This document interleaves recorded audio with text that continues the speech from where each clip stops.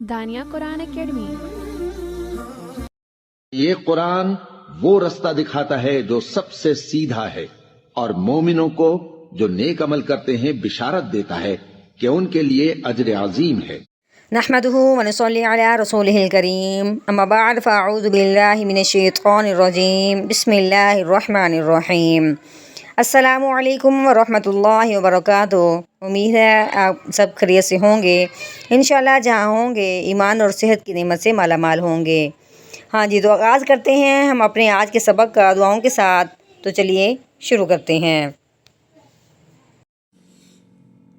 اللہم صلی علی سیدنا و مولانا محمد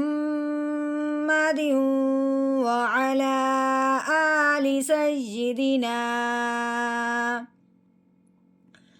وعلی آل سیدنا و مولانا محمد وبارک وسلم۔ رب اشرح لی صدری ویسر لی امری واحلل عقدۃ من لسانی یفقہوا قولی۔ رب زدنا علما رب زدنا علما رب زدنا علما۔ اعوذ باللہ من الشیطان الرجیم بسم اللہ الرحمن الرحیم۔ متاعا لکم ولانعامکم۔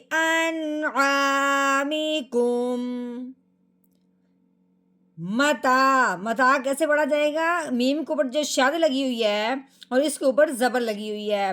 اب پہلا حرف ہے آیت کا، اور پہلے حرف پہ جب شاد آ جائے تو پہلے حرف کی شاد نہیں پڑھی جاتی، اس کے اوپر جو زبر لگی ہوئی ہے وہ پڑھی جائے گی۔ تو کیسے پڑھیں گے؟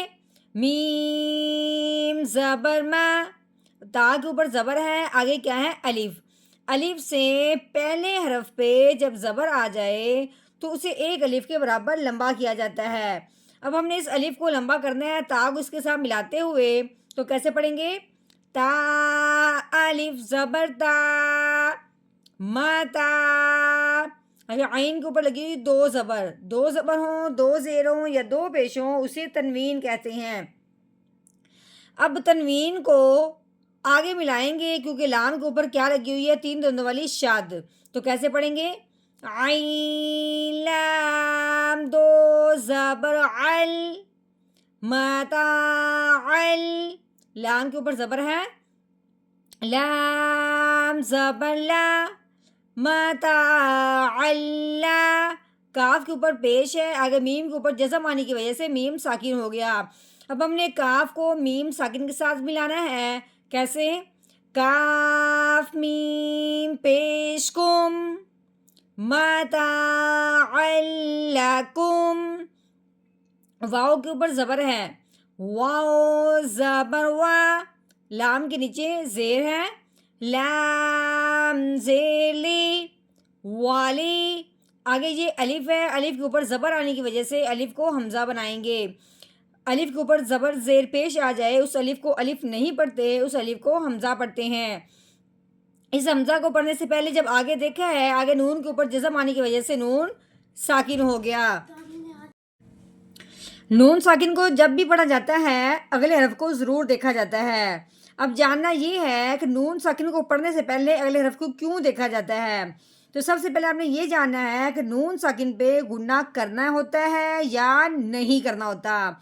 اگر تو نون ساکن کے بعد حروف ہلکی میں سے کوئی حرف نہ آئے پھر نون ساکن پہ اخفا کا غنہ ہو جاتا ہے۔ اگر نون ساکن کے بعد حروف ہلکی آ جائے پھر نون ساکن پہ غنہ نہیں کرتے، بغیر غنے کے اظہار کے ساتھ پڑھا جاتا ہے۔ اب آگے جب ہم نے دیکھا ہے نون ساکن کے بعد عین جو ہے یہ حروف ہلکی میں سے ایک حرف ہے، اب ہم نے کیا کرنا ہے، نون ساکن پہ غنہ نہیں کرنا، بغیر غنے کے اظہار کے ساتھ پڑھنا ہے۔ تو کیسے پڑھیں گے؟ حمزہ نون زبر ان، والی ان، آگے عین کے اوپر زبر ہے، آگے کیا ہے الف، الف سے پہلے زبر آ جائے تو اسے ایک الف کے برابر لمبا کیا جائے گا۔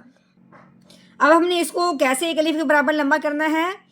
عین الف زبر آ، والی ان آ، میم کے نیچے زیر لگی ہوئی ہے، میم زیر می، والی انعامی، کاف کے اوپر پیش ہے، آگے میم کے اوپر جزم آنے کی وجہ سے میم ساکن ہو گیا۔ تو کیسے پڑھیں گے؟ کاف میم پیش کم، والی انعامیکم۔ ہاں جی، اب آیا یہاں پہ وقف۔ وقف کی صورت میں آخر والے حرف میں اب یہ تبدیلی کریں گے یا نہیں کریں گے؟ تو جاننا یہ ہے کہ اگر ہم تنوین وقف کے ساتھ آخر والا جو حرف ہے وہ جزم والا ہو، یعنی کہ ساکن حرف آ جائے، تو اس میں کچھ تبدیلی نہیں ہوتی۔ ساکن حرف جو ہوتا ہے وہ ویسے کے ویسے پڑھا جاتا ہے، کوئی فرق نہیں پڑتا۔ تو کیسے پڑھیں گے؟ آگے وقف، والی انعامیکم، پہلے ہم نے پڑھنا تھا کاف میم پیش کم، والی انعامیکم،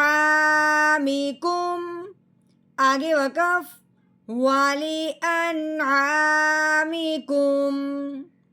متاعا لکم والی انعامیکم۔